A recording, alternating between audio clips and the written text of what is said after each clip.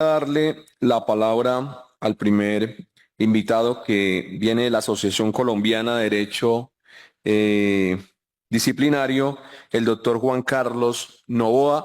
Van a tener un tiempo de 5 minutos y si no logran de pronto concluir, ahí miramos para darles un minuto más.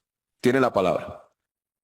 Muy buenas tardes, presidente, a la mesa, a los honorables senadores que nos ven y nos escuchan telemáticamente. Para la Asociación Colombiana de Derecho Disciplinario es un honor poder participar de esta audiencia pública para tratar un tema tan álgido y tan sensible en lo que concierne a la estructura y ordenamiento político de nuestro país.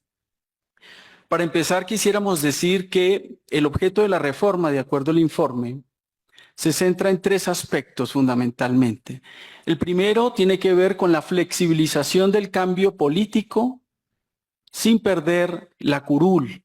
El segundo es o tiene que ver con la limitación o restricción a la doble militancia para que no tenga efectos jurídicos, sino solamente políticos.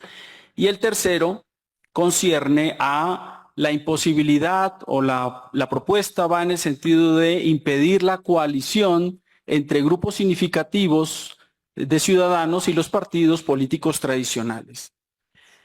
Queremos destacar en primer lugar el informe de ponencia que hace el senador Chacón, en el sentido de poner en relevancia que en este asunto hay tranquilidad por cuanto hay libertad configurativa del legislador para hacer reformas en estos puntos. Es decir, desde la asociación vemos que este aspecto es importante porque no habría el riesgo de la sustitución de la Constitución, que es uno de los parámetros que tiene la Corte para analizar las reformas constitucionales que emita el constituyente derivado, en este caso el Congreso de la República. Y en segundo lugar, el argumento transversal de esta reforma que está apoyado en los derechos políticos vistos desde el punto individual del candidato y el elegido a la corporación pública. Esos derechos políticos que permitirían flexibilizar, según el informe, el cambio de partido sin la rigidez que hoy día se tiene por virtud del acto legislativo de 2009. Y consideramos que en lo que tiene que ver con estos dos fundamentos está bien.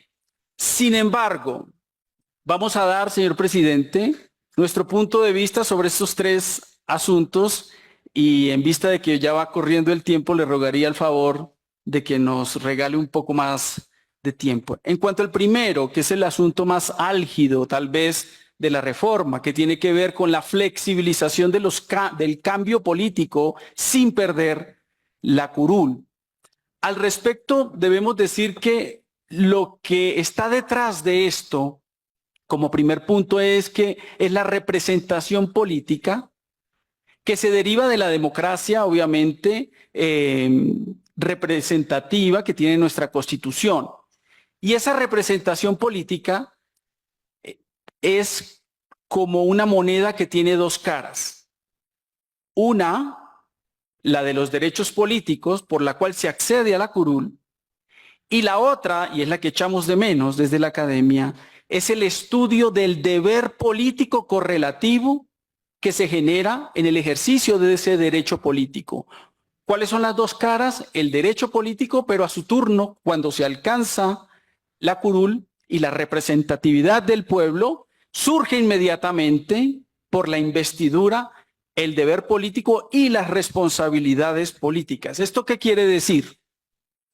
Que el derecho político individualmente considerado no es absoluto. Tiene limitaciones y las limitaciones se encarnan en el deber político que instituye la misma Constitución.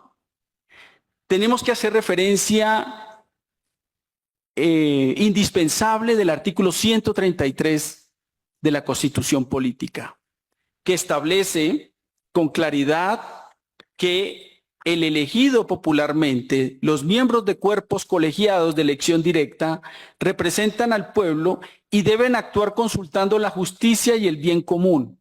y dice a renglón seguido, el elegido es responsable políticamente ante la sociedad y frente a sus electores del cumplimiento de las obligaciones propias de su investidura.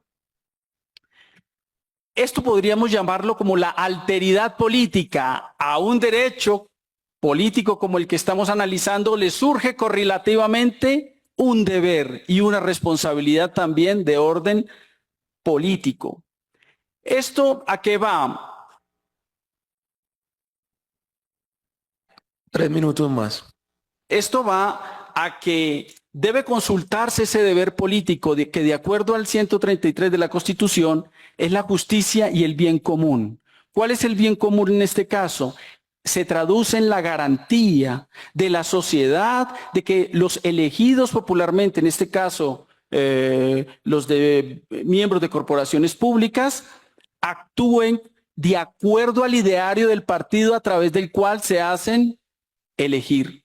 Por tanto, consideramos respetuosamente que una vez elegida la persona en un cargo como el congresional, como el que se discute, prima el bien común antes que los intereses particulares del elegido.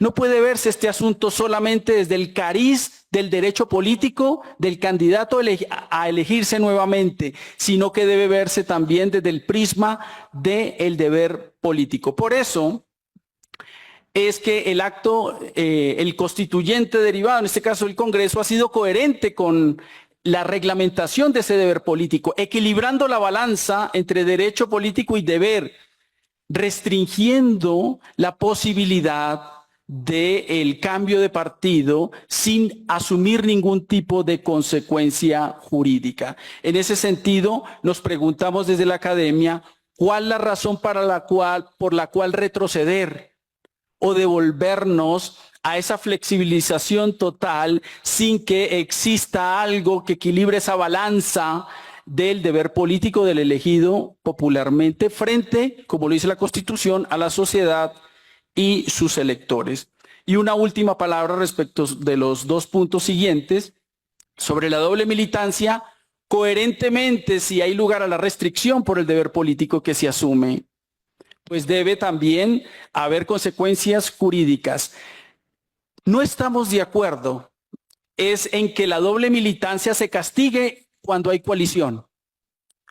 Parece injusto, como lo ha venido elaborando el Consejo de Estado, que la doble militancia cuando se está en coalición se castigue. No tiene sentido, señor presidente y demás congresistas, que en la coalición solamente se me permita recibir apoyos y no darlos. Parece de falta de justicia o de coherencia política que solamente se dé en una sola vía el apoyo político cuando hay coalición.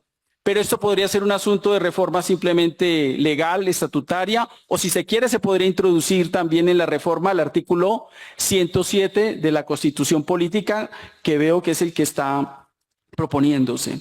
Y una última palabra frente a la coalición de grupos significativos y partidos políticos. En esto simplemente habría que decir que coherentemente con el informe de ponencia, si los derechos políticos se llevan al extremis de ser casi que absolutos, pues no debería restringirse la coalición entre los grupos significativos y los partidos tradicionales. Debería ser coherente en ese sentido y no restringirse como se propone en la reforma constitucional. Muchas gracias, señor presidente, a usted por la paciencia y a los que nos escuchan telemáticamente. A usted, doctor Nova, gracias por su intervención.